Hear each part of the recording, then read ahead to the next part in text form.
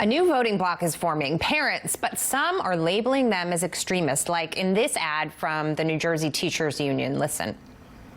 We don't agree on everything in New Jersey, but we all agree that our kids deserve a world-class education. So when extremists start attacking our schools, that's not who we are. People who only want to fight to score political points should take that somewhere else.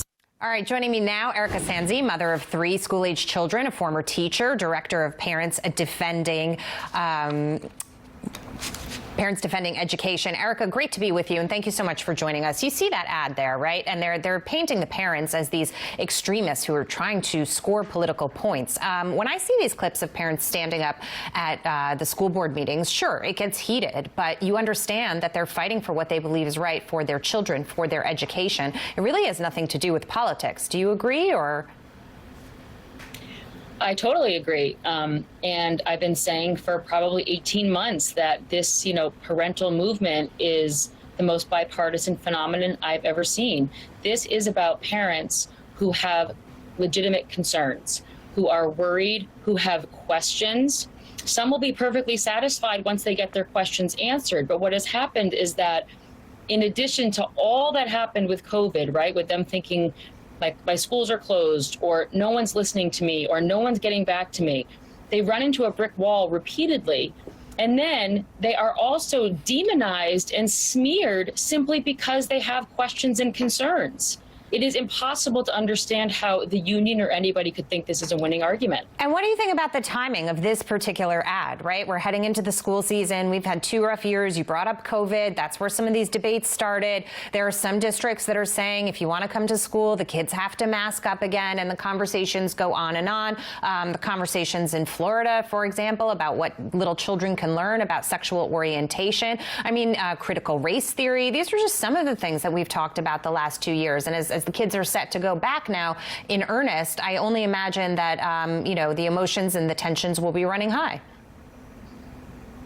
I think that they are going to be running high. And I think that's partly, again, because all of the problems that you laid out are real. These are not things that parents are inventing. They are seeing things, hearing things, looking at materials, talking to their children, talking to other parents.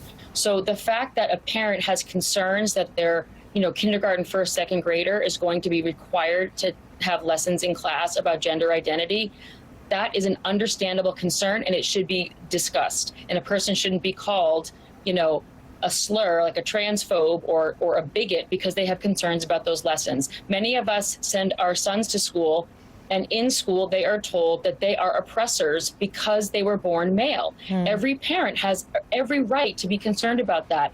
And so, to your point, this isn't a political thing. This is a raw nerve that has been struck with parents who know that the well-being of their children is at risk, or at the very least that there's reason to be concerned and be vigilant enough to ask questions. And I certainly think that school districts would be wise to answer those questions in a respectful manner, instead of looking to demonize parents. I think you're right. And part of the problem in this country, not just within school board meetings in public schools, is the fact that we can't have a discourse about different issues, and we can't calmly discuss things, debate things. It has to get so extreme. I'll just bring up this stat because I think it's important in the last moment that we have, to the point that you just made. Nearly 2 million fewer students have enrolled in public schools between 2020 and 2021. I think it's starting to show that there's this a trend towards private schools, towards charter schools. Really quick, Erika, are you seeing that?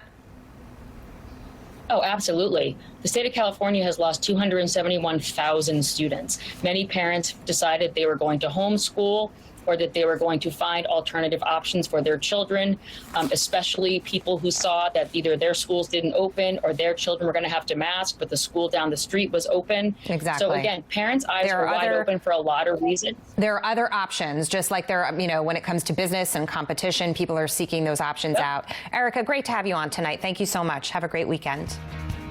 You too. Thanks for having me.